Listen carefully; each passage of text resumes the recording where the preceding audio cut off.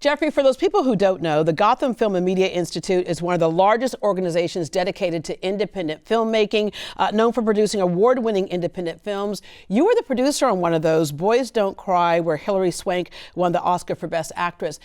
You all broached a topic that many of us were not talking about back in the 90s, which is part of the beauty of independent films is that you can bring up tough topics on your own. That's right. Yeah. And this organization, the Gotham Film and Media Institute, has this long history of supporting emerging filmmakers who have these kind of compelling stories that wouldn't normally get greenlit by a studio or a network. And so I'm just so proud to run an organization that continues in that tradition of supporting, unconventional stories that through programs like the Gotham Awards, reaches a larger audience, which is exactly what Boys Don't Cry did. Thanks for pointing that out. Yeah.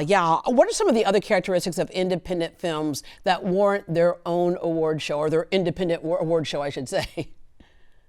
Yeah, it's independent and kind of until it's not, and it reaches the mainstream. One of the beauties of the Gotham Awards is, it's the first award show of the season. So a lot of the films that have been nominated aren't necessarily known to a wider audience. But for anyone out there who's going to an Oscar party and you want to get your voting, set early, watch the Gotham Awards, because what happens here is that a lot of the films that win go on to Oscar Gold. That's happened so many times with films like Birdman and, Moonlight and, Nomadland, Everything, Everywhere, All at Once. I mean, this is really an Oscar prognosticator, and that's what makes it so thrilling to tune in and watch. Yeah, correct me if I'm wrong, but in movies as a whole, sometimes we go and we say, oh, the special effects were amazing. Not quite the storyline, but when it comes to independent films, it seems like they rely more on the storyline, telling stories. That's right. Yeah, these are films that do focus on character development, storylines of sometimes characters that come from marginalized worlds and finding their way to their own personal journeys.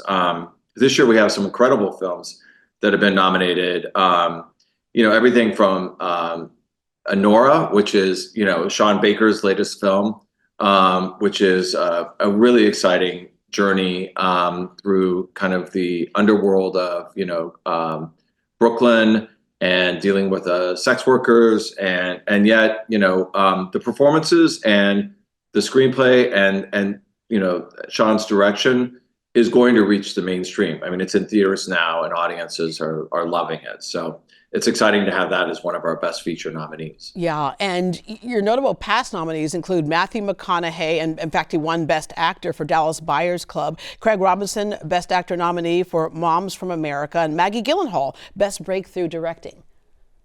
That's right. No, and this year, be prepared. We have a lot of great nominees in the acting category. This year we have Nicole Kidman. We have an amazing group.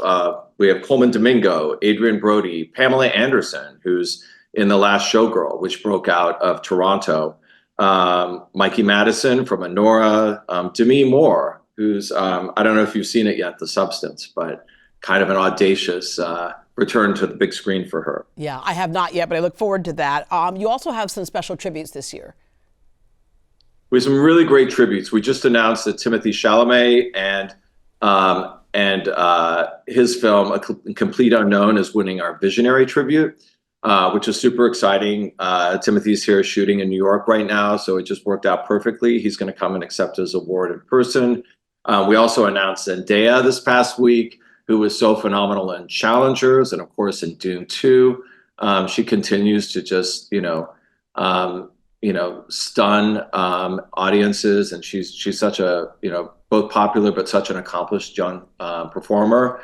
So we're thrilled to honor her for her work in Challengers with our Spotlight tribute.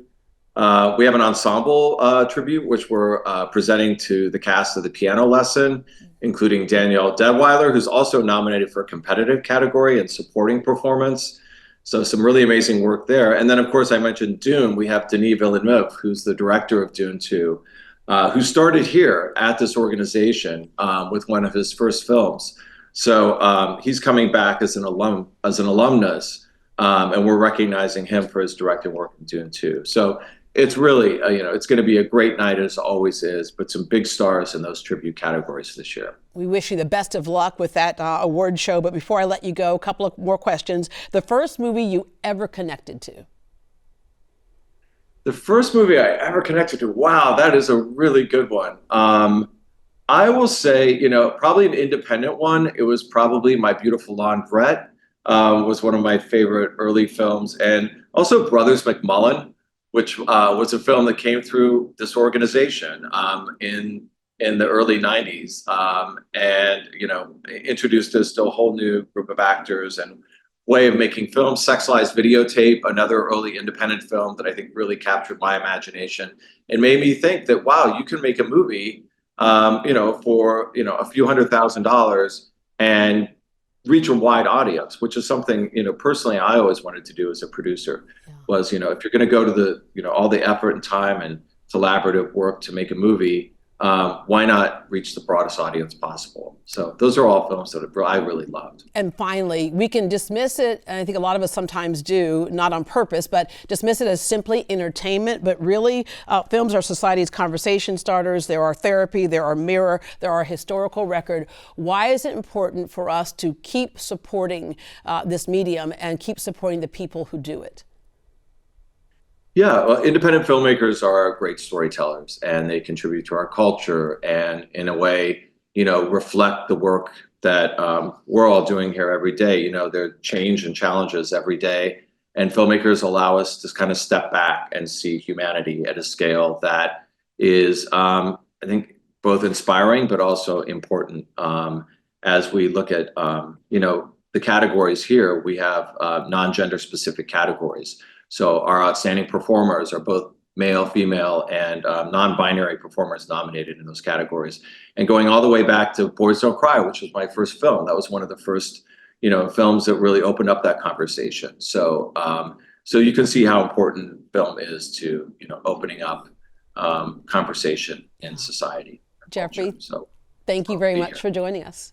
And thanks for these great. awards. Thanks for having me.